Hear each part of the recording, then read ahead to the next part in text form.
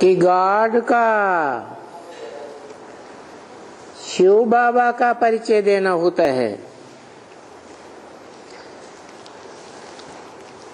और बार बार यही परिचय मिलता है कि तुम शिव बाबा के साथ योग में रहते हो।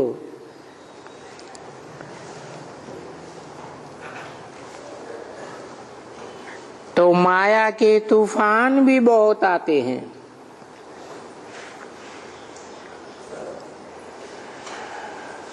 अभी वो दुनियावी तूफान की तो बात ही नहीं है।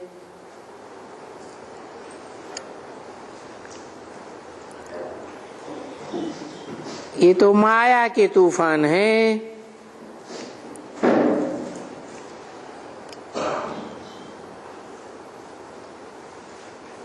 काम, क्रोध, लोभ, मोह, अहंकार रूपी माया।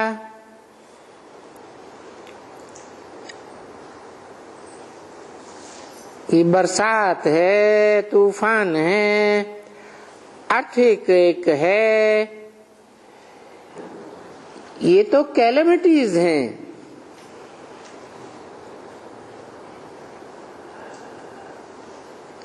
प्राकृतिक कैलेमिटीज। बाकी बाप जो कहते हैं कि माम एकम याद करो, ये तो अच्छी बात करते हैं ना।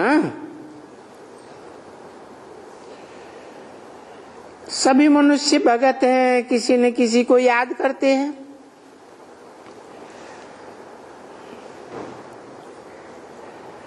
तो उनको बोल देना चाहिए कि देखो, क्राइस्ट का भी तो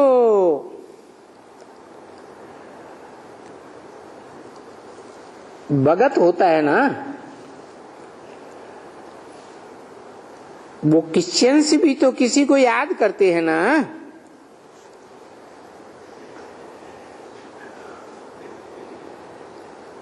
क्रिएटर तो सुप्रीम सोल कहा जाता है।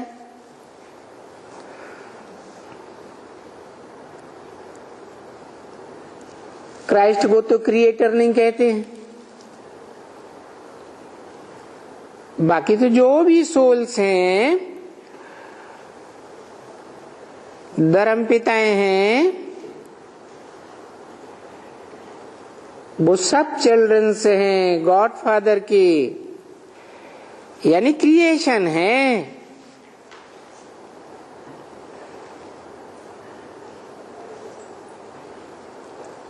तो धर्म पिताएं हों, उनके फॉलोअर्स हों, इन सब क्रिएशन से इनहेरिटेंस नहीं मिलता है कोई को भी,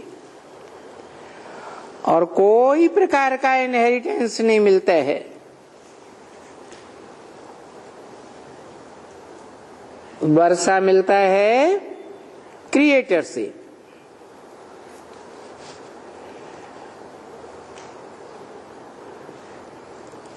तो आत्माएं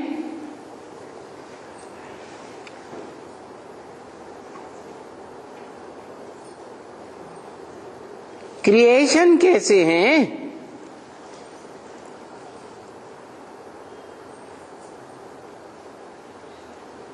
और सुप्रीम गॉड फादर क्रिएटर कैसे है?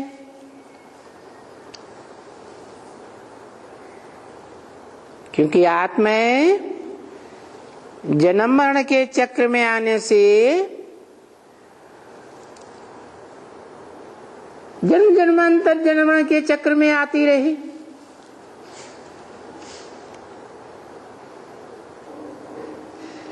तो पूर्व जन्म की बातों को भूल जाती रही।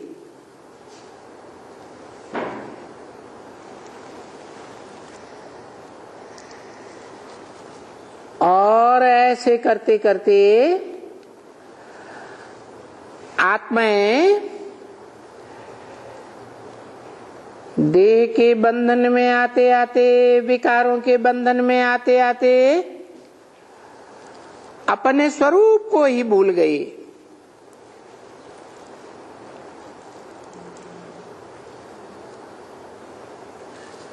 देह का संग करते करते, देह की इंद्रियों से सुख लेते लेते आखिरी अपन को देह समझ बैठी।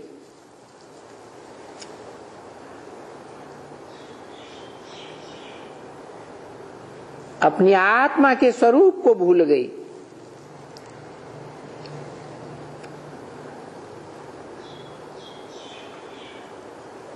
देह तो विनाशी है,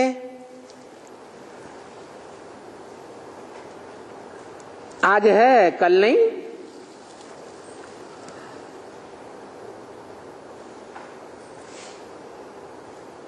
और देह में जो इंद्रियां हैं वो भी विनाशी हैं। देह के साथ इंद्रियां भी खलास।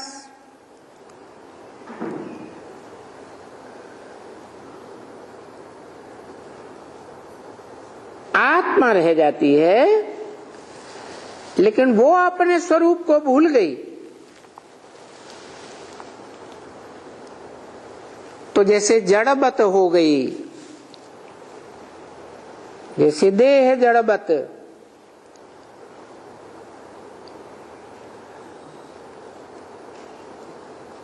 तो ऐसी पत्थर बुद्धि आत्माओं को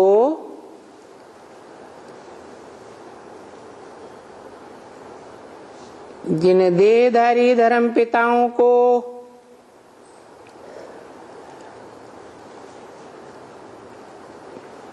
बताते हुए ये देखा गया बार बार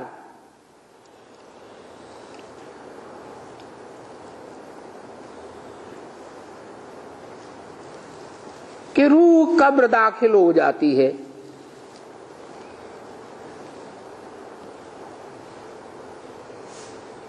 अरे कब्र तो मिट्टी है, मिट्टी में रूह कैसे मिल जाएगी?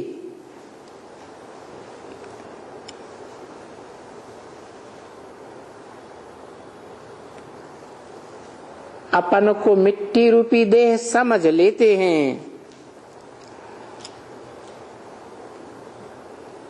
तो बाप आकर बताते हैं कि हे आत्माओं, तुम जड़वत मिट्टी नहीं हो, तुम तो चैतन्य आत्मा हो और सदा काल चैतन्य आत्मा हो।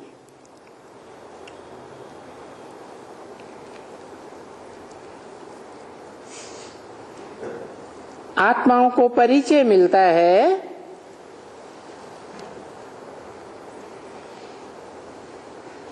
सुप्रीम सोल बाप से,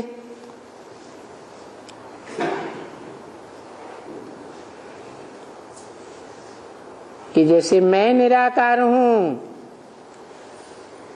तुम आत्माएं भी निराकार हो। इन आंखों से नहीं देखी जा सकती।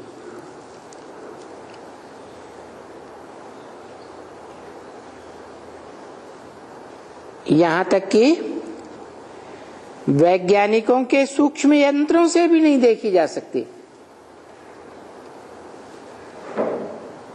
अति सूक्ष्म है।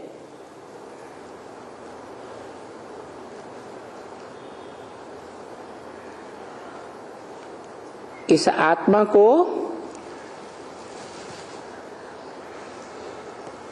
आत्मा के द्वारा ही जाना जा सकता, कंसंट्रेट करके। परंतु किसके ऊपर कंसंट्रेट करें? तो बाप ही बताते हैं कि तुम आत्माएं ज्योति बिंदु मुआफिक हो।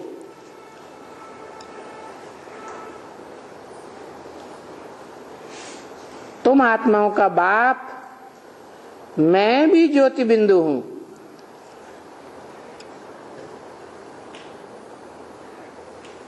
तो अपने असली स्वरूप पर कंसंट्रेट करेंगे तो अभ्यास करते करते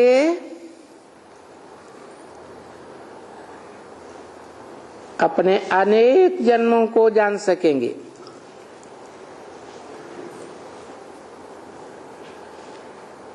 ये आत्मा को अनेक जन्मों की पहचान क्रिएटर बाप से ही मिलती है, परंतु क्रिएटर और क्रिएशन का संबंध तो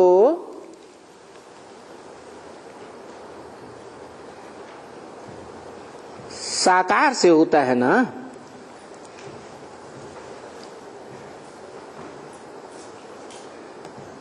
तो निराकार गॉड फादर, निराकार आत्माओं का बाप जब साकार मनुष्य सृष्टि के बीज में आते हैं तो उस मनुष्य सृष्टि के बीज से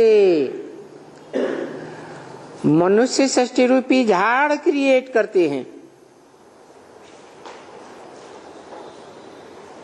जहां से सब आत्मा रूपी बच्चों को अपना परिचय मिलता है। इससे साबित होता है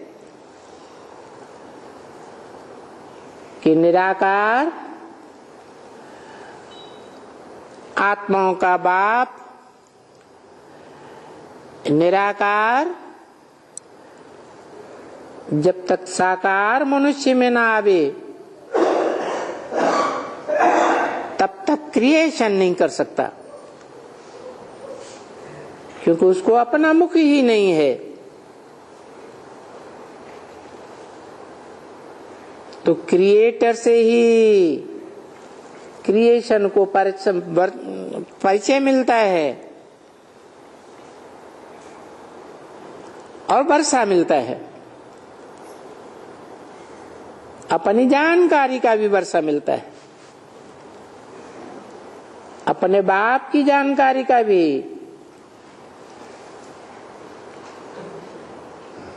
ये पॉइंट को कोई अच्छी तरह से बांध लेना चाहिए। पहले तो वो पॉइंट है कि वो क्रिएटर है, सबका क्रिएटर है, फादर है। फादर है तो जरूर वर्षा देता होगा ना। क्या वर्षा देता है? निराकारी स्टेज में है तो निराकारी ज्ञान का वर्षा देता है, परंतु देता शरीर के द्वारा है। उसे देने वाले को सब बाप ही कहते हैं।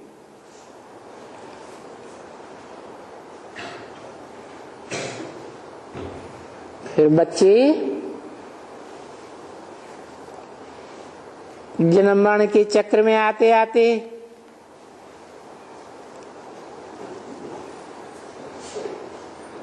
उस बाप को, जो निराकार आत्माओं का बाप है,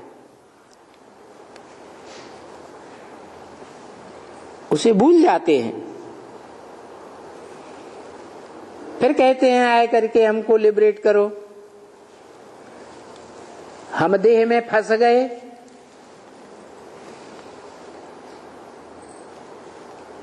देह की इंद्रियों ने हमें बांध लिया अपने रस में।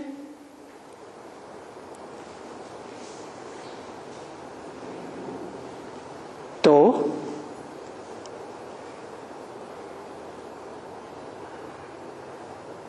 लिबरेट करके कहां ले जावेंगे? निराकार आत्मा को साकार देह से लिबरेट करेंगे तो जरूर निराकारी धाम में ले जाएंगे।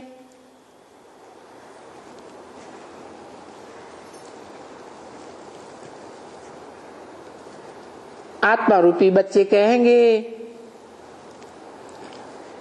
शरीर के साथ ही कहेंगे।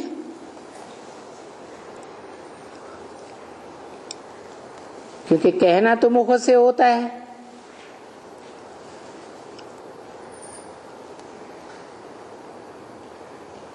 परंतु मन की आवाज भी तो होती है।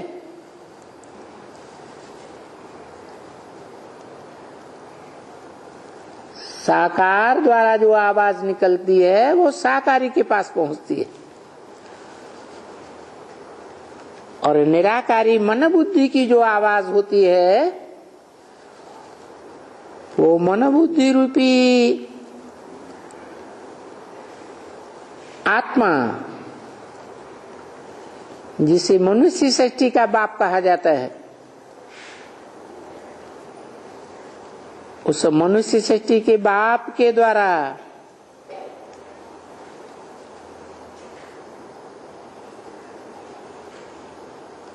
जब वो प्रैक्टिस करते करते आत्मिक स्टेज में पहुंचता है तो आत्मा के धाम में वो आवाज पहुंचने की तो बात ही नहीं है, क्योंकि आवाज तो इंद्रिय का विषय है। हाँ, मन की आवाज पहुंच सकती है तो मन बुद्धि को एकाग्र करना पड़े, लेकिन देह अभिमानी मनुष्य देह को कंट्रोल करते हैं। योग के नाम पर, राजयोग के नाम पर देह की क्रियाएं सिखाते हैं, आसन लगाते हैं, प्राणायाम कराते हैं, ये कराते हैं, वो कराते हैं।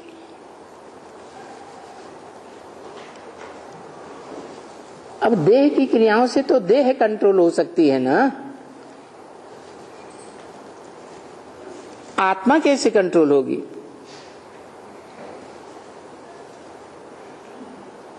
तो पहले पहले डालना चाहिए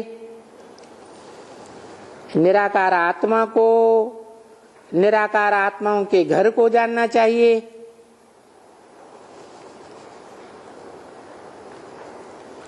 पीछे देह को जानना चाहिए,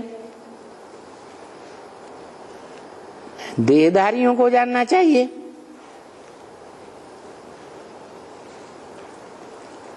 तो ये झाड़ बनाया है षष्ठी रूपी वृक्ष,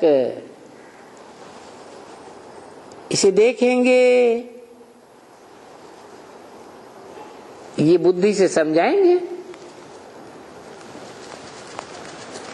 कि जैसे कोई भी वृक्ष का बीज सूक्ष्म होता है, झाड़ बहुत बड़ा होता है।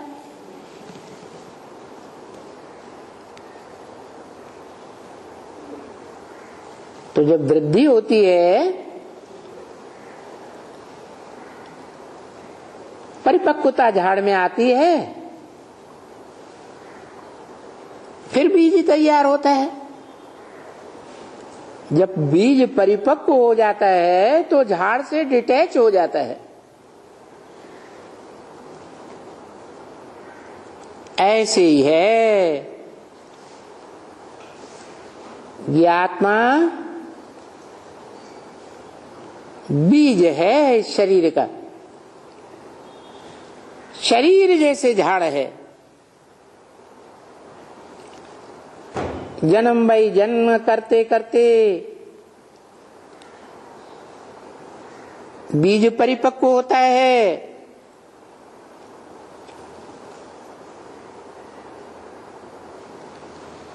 तो बीज तो अविनाशी है, उसका विनाश तो होता नहीं। झाड़ का विनाश हो जाते हैं। ऐसे ही ये गोला समझने की बात है। चक्र,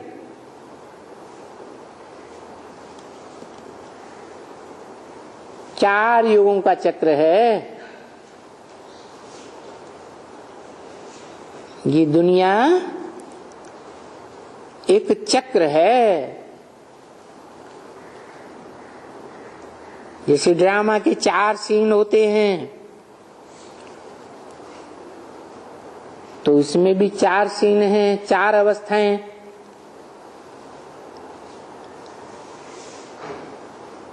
दुनिया की 4 अवस्थाएं हैं, तो दुनिया में जो भी चीज है, जड़ हो, जंगम हो, हर चीज को 4 अवस्थाओं से गुजरना पड़ता है।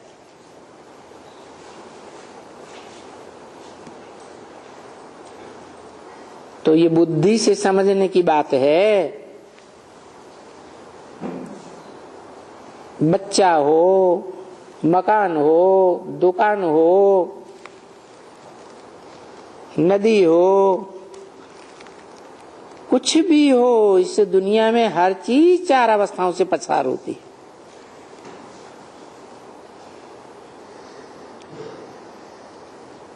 सतो प्रधान, सतो सामान्य, रजो और तमो।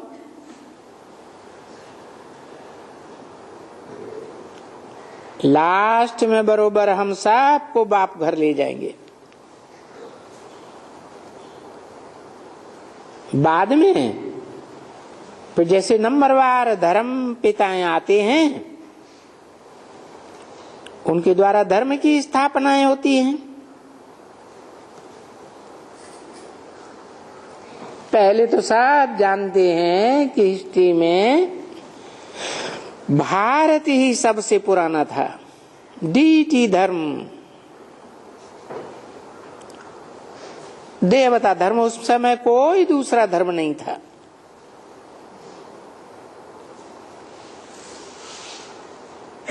तो बोलना चाहिए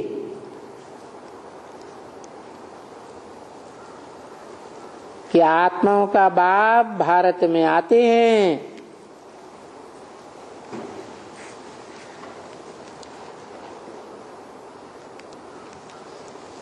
देहधारियों के बाप धर्मपिता हैं। इनका जन्म कोई भारत में नहीं होता है।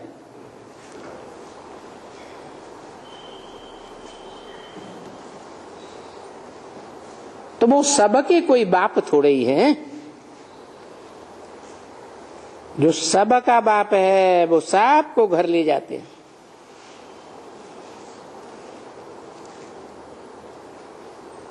पीछे ये अगर सुखधाम में रहते हैं देवी देवताएं, तो उस समय तुम जो देह अभिमान में रहने वाले हो, धर्म पिताओं को फॉलो करने वाले हो, फॉलोअर्स, तुम सब शांति धाम में रहते हो। तो ऐसे बताने से उनकी समझ में आवेगा, क्योंकि प्लान भी होना चाहिए कुछ न कुछ समझाने का। इन ब्रह्मा के पास तो ये सभी चित्र हैं।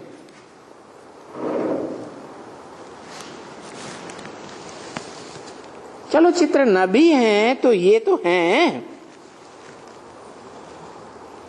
उन्हें समझाने के लिए बात तो है ना। जैसे बाबा ने समझाया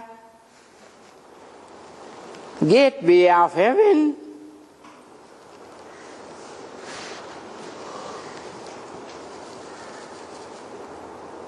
क्या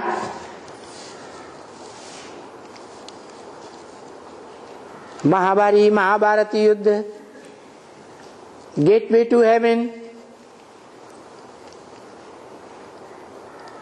गेट वे टू शांति धाम कहो, सुख धाम कहो, मुक्ति धाम कहो।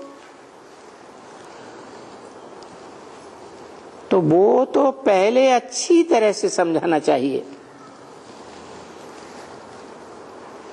कि ये गेट है और ये हेवन का गेट कौन खोलता है, किसका गेट है विन, विन माने जीता, जिसने सदैव जीता है, कभी किसी युद्ध में हारा ही नहीं।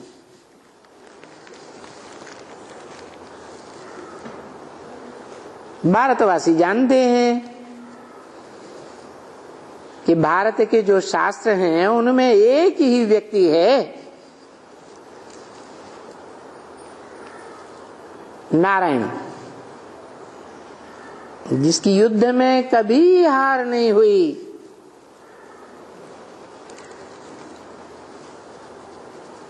तो सारी दुनिया को जीतने वाला है विश्व का मालिक।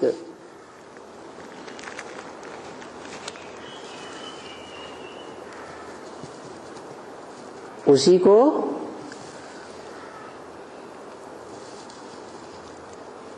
पुरुषार्थी जीवन में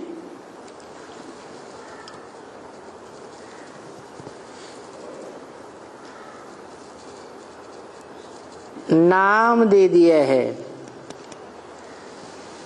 शिव शंकर भोलेनाथ। दो नाम क्यों दे दिए?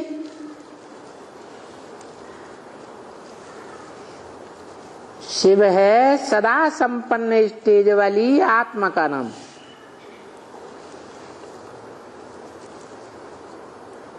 और शंकर उस व्यक्तित्व का नाम है, उस पर्सनालिटी का नाम है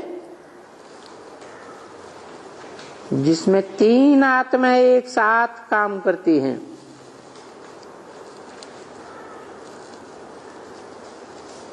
तो तीन आत्माओं का संकरण है, तीन पार्टधारियों का।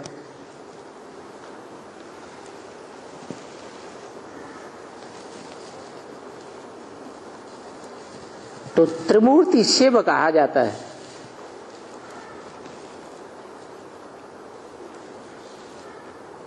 ऐसे तो शिव निराकार आत्माओं के बाप का नाम है, जो सदैव बिंदु है, निराकार है, सदा शिव कहा जाता है। उसका नाम कभी बदलता ही नहीं। परंतु मनुष्य सृष्टि के बाप में प्रवेश करते हैं और आत्मिक स्थिति में स्थित होने का पुरुषार्थ कराते हैं ज्ञान के आधार पर, तब नाम पड़ता है शंकर।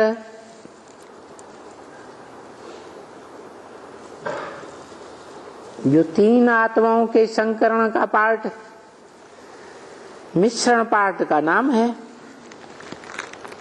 शास्त्रों में जितने भी नाम हैं वह सब काम के आधार पर है।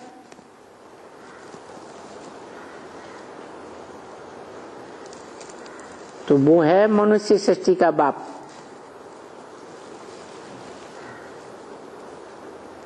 स्वर्ग साकार है तो स्वर्ग का गेट वो साकार सो निराकार ही खोले, क्योंकि सभी मनुष्य आत्माएं तो हेवन में नहीं जाती, सदा जीत नहीं पाती। वो तो एक ही है जो सदैव जीत पाने वाला। तो वो एक ही जाते हैं, गेट खोलते हैं नई दुनिया का।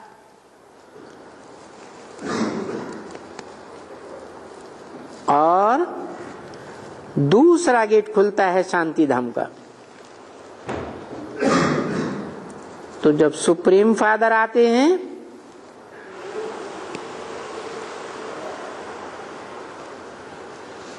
इस बात में सुपरमेसी,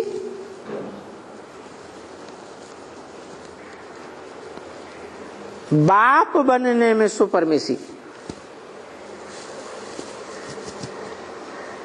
ऐसा बाप जिसका कोई बाप नहीं।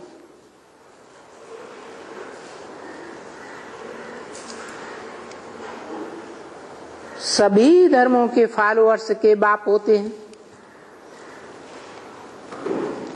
इब्राहिम, बुद्ध, क्राइस्ट, गुरु नानक वगैरह, वो ग्रेट फादर्स कहे जाते हैं। परंतु उन फादर्स का भी कोई बाप है जिसके बारे में सब धर्मों ने स्वीकार किया है कि सृष्टि के आदि में कोई बाप था, परंतु बेचारे जानते नहीं हैं, अति पुरानी बात होने के कारण, जिसे वो एडम, आदम, आदिदेव, आदिनाथ कहते हैं परंतु भूल गए हैं।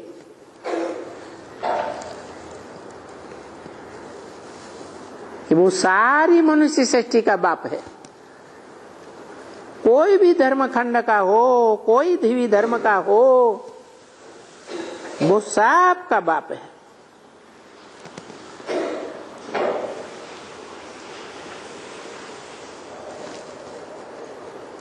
वो बाप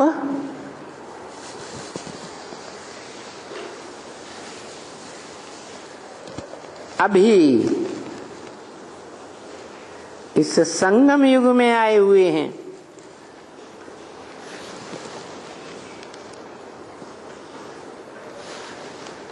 जो निराकार और साकार का मेल है, वो ही आकर के गेट खोलते हैं। अभी क्या कर रहे हैं?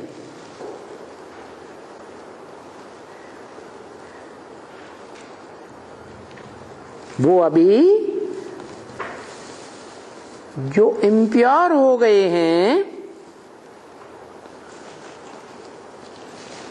उनको ये डायरेक्शंस देते हैं।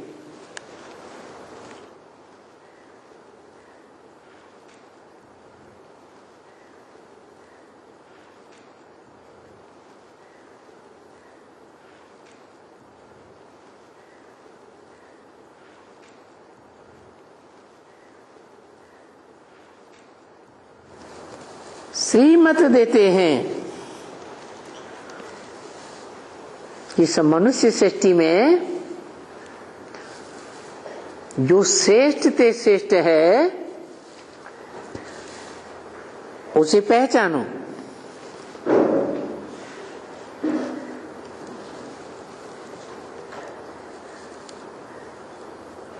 जिसकी पहचान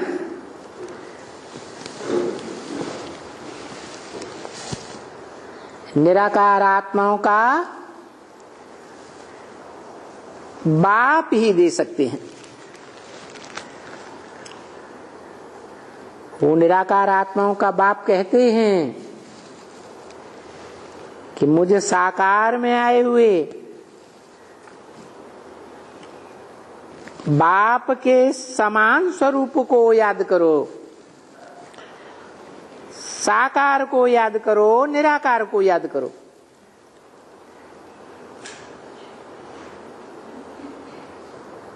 अगर निराकार स्टेज नहीं बनती है, निराकार अच्छे से याद नहीं आता है, तो बड़े रूप साकार को याद करो, परंतु पहचान कर याद करो। तो फिर तुम दूसरे कोई को भी देहधारी को याद नहीं करेंगे। जब जान जाएंगे कि यही श्रेष्ठ ते श्रेष्ठ स्वरूप है, परंतु पहले तो अपन को निश्चय आत्मा का करो।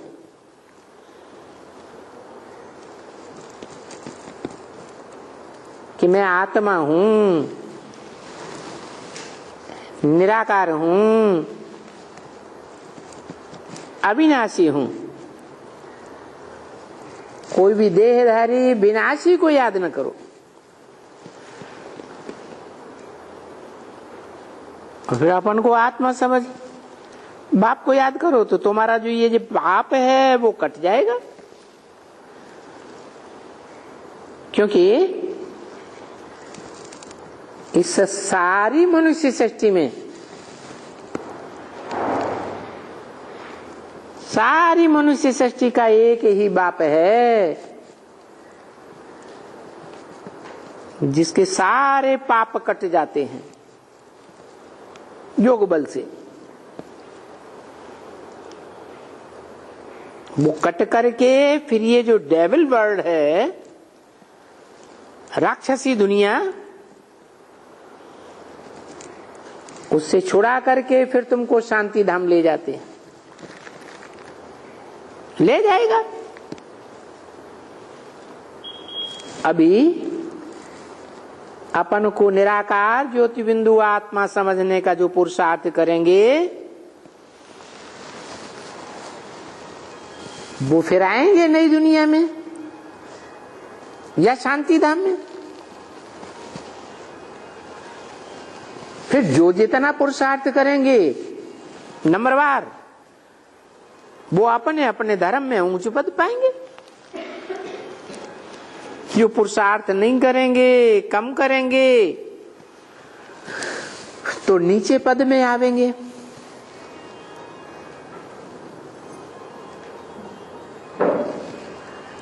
धर्म पिताएं तो नंबरवार होते हैं ना, नंबरवार इस सृष्टि पर आते हैं। तो ये नंबरवार होने की बात हर एक धर्म के लिए ही है। तो ऐसी ऐसी युक्तियां बैठ करके रोज रोज पॉइंट निकालेंगे वो जो अच्छे अच्छे सेंसिबल होते हैं, जिनकी दुनिया में अच्छी यादगारें बनती हैं। देखो, अच्छी यादगार होती है जिनकी याददाश्त अच्छी होती है, तो वो स्कूल में अच्छे पास होते हैं। जैसे मैथमेटिक्स है, कोई की यादगार अच्छी है तो मैथमेटिक्स भी अच्छी तरह से, जो भी हिसाब देंगे टीचर करने के लिए तो अच्छे से कर देंगे। तो याददाश्त की बड़ी बलिहारी है। ज्योग्राफी में भी होशियार होंगे तो झट से इम्तिहान दे देंगे।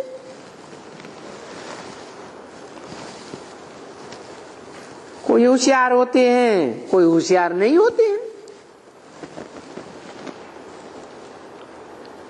तो इसमें भी अगर पॉइंट्स लिख दिए और होशियार बच्चा है, समझू, सेंसिबल,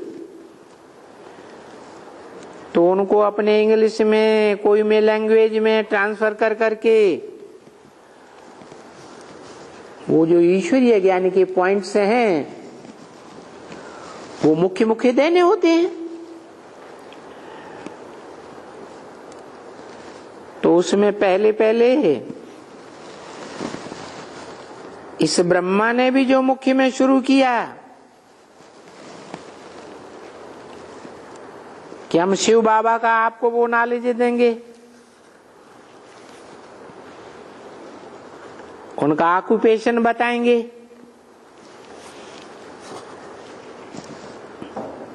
तो पहले तो ये हुआ कि कौन बच्ची है जो गॉड फादर का ऑक्यूपेशन बताती है।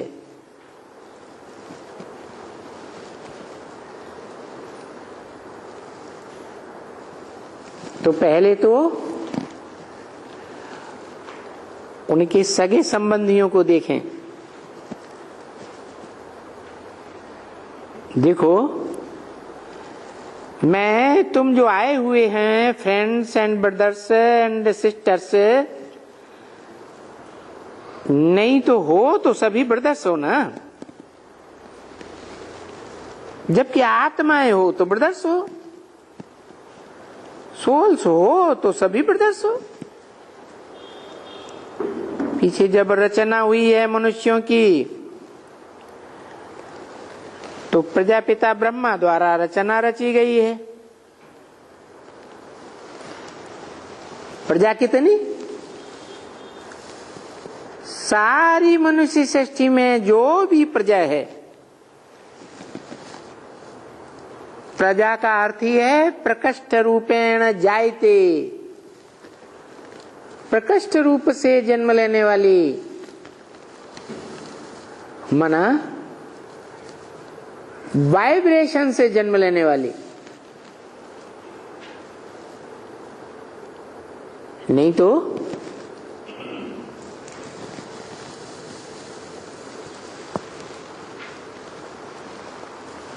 देह से जन्म लेने वाली, वाचा से जन्म लेने वाली,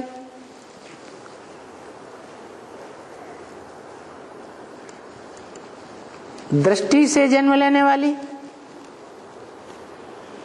या कोई भी कर्मेंद्रियों से जन्म लेने वाली,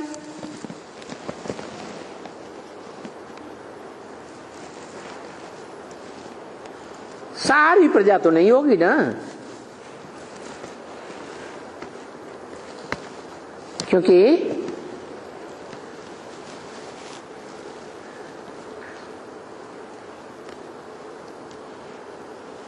इंद्रियां ही 9-10 हैं। वो बहुत प्रबल मानी जाती हैं।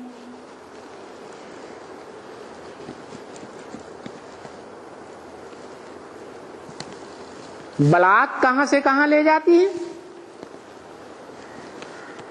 परंतु एक 11वीं इंद्रिय और भी है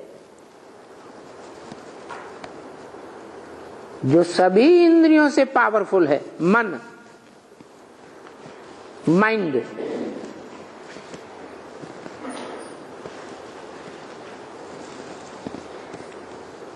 और उस मन से संकल्प विकल्प बनते हैं, जो कहा जाता है कि ब्रह्मा के मन की एकाग्रता से मानसी सृष्टि पैदा हुई।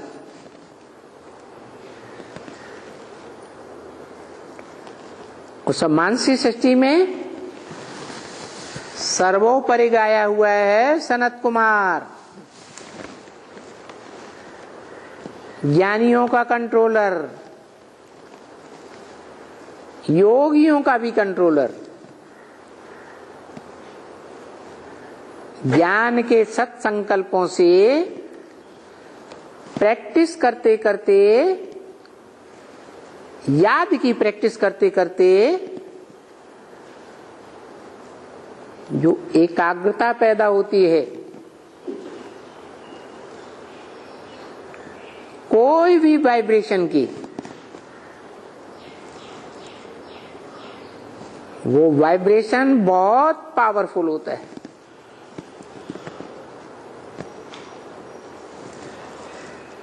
वाइब्रेशन की शक्ति सबसे बड़ी शक्ति है। तो उस वाइब्रेशन से जो संस्कृति पैदा हुई, संसार की रचना रची गई, उस रचने वाले को कहा जाता है प्रजापति। सारी प्रजा का संरक्षक, पति माना ही रक्षक।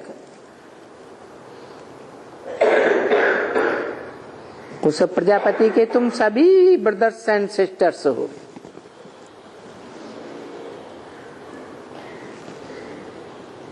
नहीं यूं तो तुम ब्रदर्स हो, परंतु शरीर में होने से सिस्टर्स और ब्रदर्स कहे जाते हो।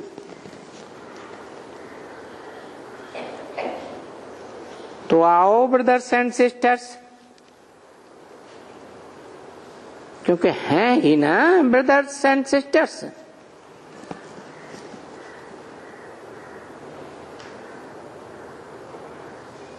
वो प्रजापिता कहते हैं मैं तुम बच्चों को, जो गॉड फादर है, जिसको लिबरेटर गाइड कहते हैं,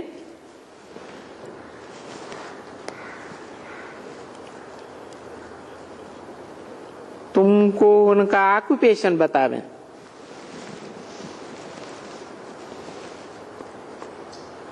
उनका ऑक्यूपेशन है ही फादर्स और सन्स, बाप है ना। तो बच्चों को प्रत्यक्ष करेगा, फिर सन्स उस फादर, बच्चे बाप को प्रत्यक्ष करते हैं। तो ये दुनिया में एक कायदा बन गया कि बाप है तो बाप बच्चे को संसार में प्रत्यक्ष करे कि ये मेरा बच्चा है। और बच्चे बड़े होते हैं तो बाप का नाम बाला करते हैं।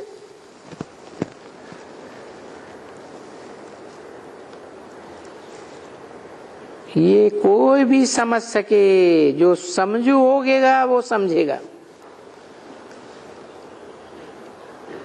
तो यहां भी ऐसे ही है। सुप्रीम सोल बाप जब आते हैं साकार में, मनुष्य सृष्टि के बाप प्रजापिता में,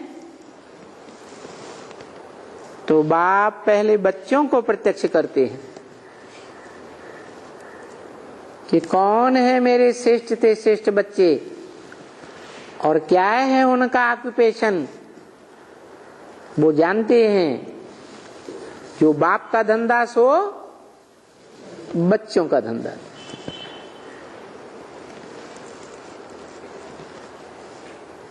बाप का धंधा है ईश्वरीय सेवा, ईश्वरीय ज्ञान देना।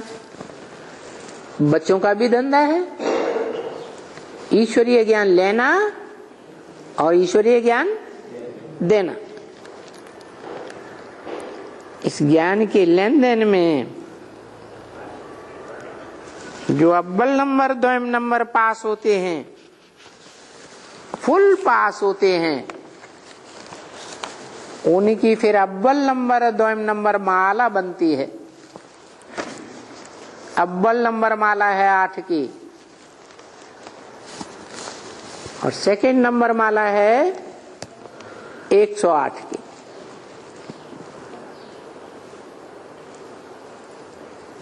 फिर है 16,108।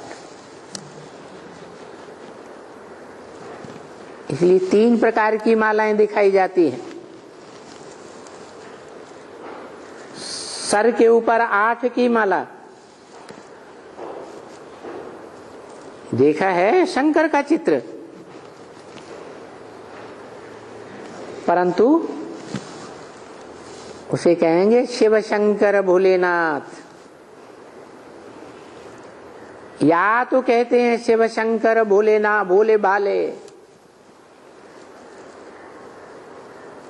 क्योंकि शिव है भोला, शंकर कोई भोला थोड़े ही है। आंख खुली और सारी दुनिया का विनाश करा देते।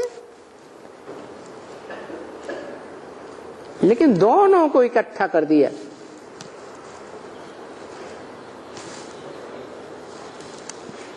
दोनों का कार्य इकट्ठा है।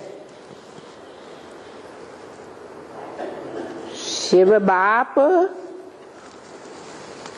अपने बड़े बच्चे के बगैर संसार में प्रत्यक्ष नहीं हो सकता, और बड़े बच्चे के बगैर सारा संसार उस शिव शंकर भोलेनाथ को नहीं पहचान सकता, जो साकार और निराकार का मेल है। जिसे तुम बच्चे कहते हो शिव बाबा, तो ये समझाने की शुरुआत यहां से करनी चाहिए। 1/4/1967 की वाणी का 6ठा पेज।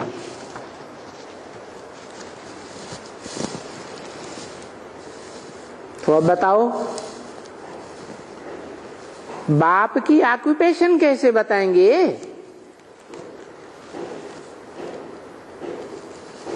क्योंकि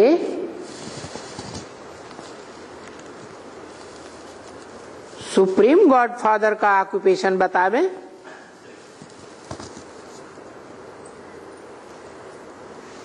तो बापों में सुपरमेसी है बाप की। वो तो है निराकार आत्माओं का बाप जिसका कोई बाप नहीं।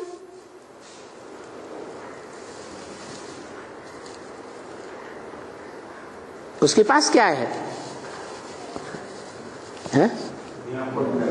निराकार आत्माओं के बाप के पास निराकार ज्ञान के सिवाय और कुछ है क्या?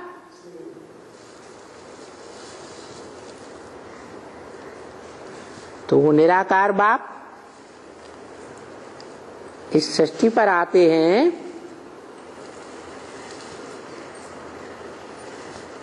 तो ज्ञान का वर्षा देते हैं। कैसा ज्ञान? अधूरा ज्ञान या संपूर्ण ज्ञान? संपूर्ण ज्ञान कैसे कहें?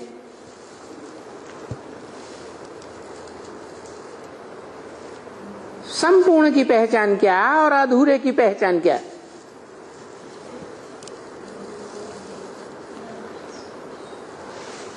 संपूर्ण बाप और अधूरा बाप।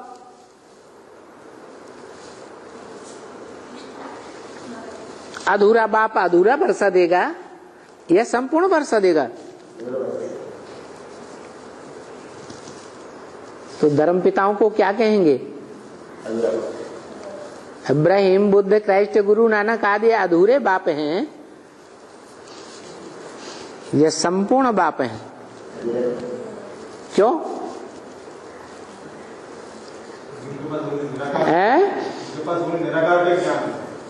नहीं है तो निराकार का ज्ञान,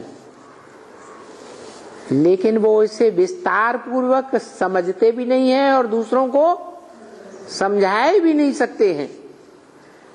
कहेंगे अल्लाह मियां ने ये फरमाया, अल्लाह मियां ने वो फरमाया। अरे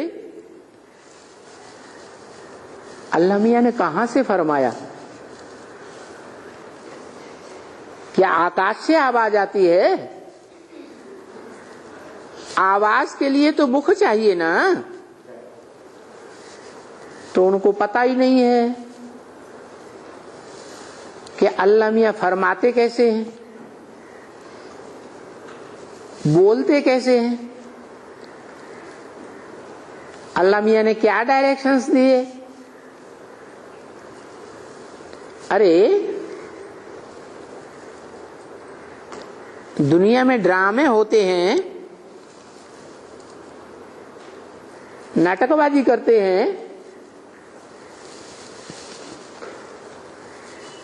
तो ड्रामा को सिखाने वाला डायरेक्टर कहा जाता है ना।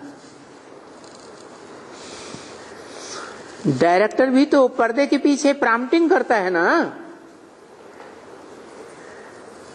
तो ये भी सुप्रीम गॉड फादर है, ये सदा पर्दे के पीछे रहता है, इसको कोई इन आंखों से नहीं देख सकता। पर्दे के पीछे रह करके प्रॉम्प्टिंग करता है और उसकी प्रॉम्प्टिंग को पूरा पूरा कौन पकड़ेंगे? है? सभी एक्टर्स एक जैसे होंगे क्या? पूरा पूरा पकड़ने वाला अव्वल नंबर एक्टर हीरो पार्टधारी कहा जाता है, जो ऑलराउंड पार्ट बजाता है। ड्रामा में आदि से लेकर अंत तक पार्ट बजाता है।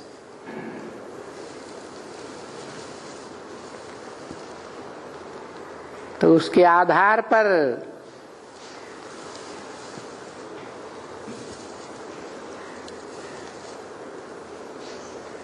सुप्रीम सोल बाप, आत्माओं का बाप त्रिकालदर्शी कहा जाता है। इस मनुष्य सृष्टि रूपी झाड़ के तीनों काल का ज्ञाता, भूत भविष्य वर्तमान तीनों काल का ज्ञाता।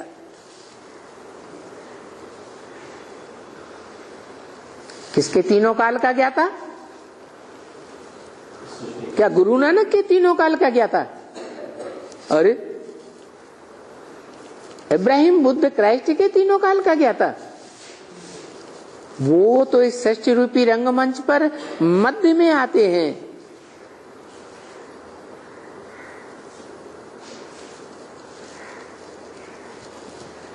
बीच में ही आते हैं, तो बीच में ही चले जाएंगे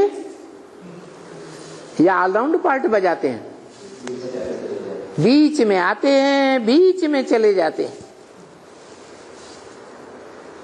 तो उनकी जीवन कहानी को लेंगे, उनकी आत्मा के अनेक जन्मों की कहानी को पकड़ेंगे, तो त्रिकालदर्शिता की बात ही नहीं। तीनों काल का ज्ञाता तब कहा जाता है जब कोई ऐसी मनुष्य आत्मा के तीनों काल को जाने जो इस मनुष्य सृष्टि रंगमंच पर सदैव रहता हो।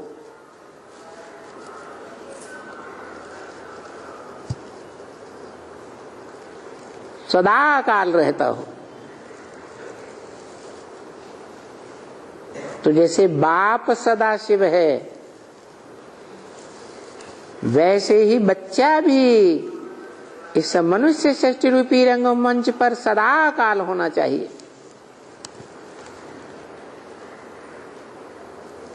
तो ये है बाप का ऑक्यूपेशन, जिस ऑक्यूपेशन के आधार पर बच्चे का भी नाम पड़ता है। बाप सुप्रीम सोल, त्रिकालदर्शी ज्ञानदाता। तो जिस बच्चे में आता है मुकर्रर रूप से, वो बच्चा भी भारत कहा जाता है। भा माने ज्ञान की रोशनी, रत माने लगा रहने वाला, सदैव ज्ञान की रोशनी में ही लगा रहने वाला। सृष्टि के आदि से लेकर के अंत तक कोई भी जीवन का पार्ट, कोई भी जन्म का एक भी पार्ट ऐसा नहीं हो सकता जो अज्ञान युक्त हो, क्योंकि वो एक ही बाप का बच्चा है जो सुप्रीम सोल बाप के त्रिकालदर्शिता के ज्ञान को संपूर्ण हप कर लेता है। तो ऐसे बताएंगे बाप की ऑक्यूपेशन। तो ये जो आत्मा है वो है तो बहुत छोटी, क्या? लेकिन उसका वृक्ष बहुत बड़ा होता है। इसलिए उसकी यादगार बनी हुई है बनियन ट्री, कलकत्ते में।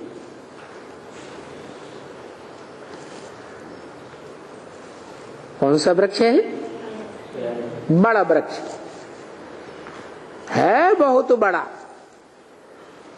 दुनिया में जितने भी वृक्ष होते हैं उनमें बहुत बड़ा वृक्ष है, परंतु बीज बहुत छोटा।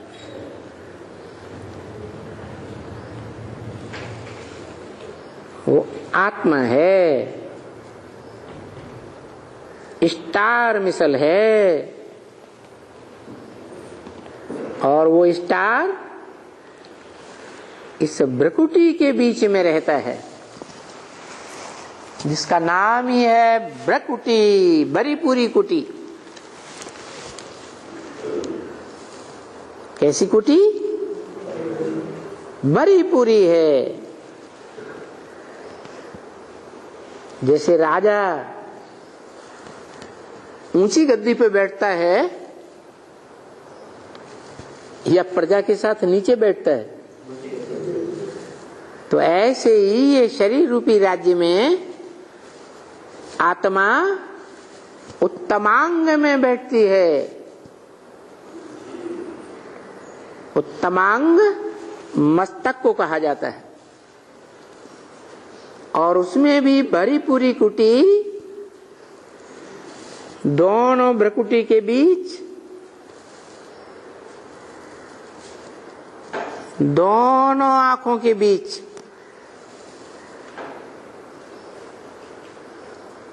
जैसे बच्चों के लिए कहा जाता है मेरी आंखों के नूर हैं, बाप अपने बच्चों के लिए कहते हैं ना मेरी आंखों के नूर।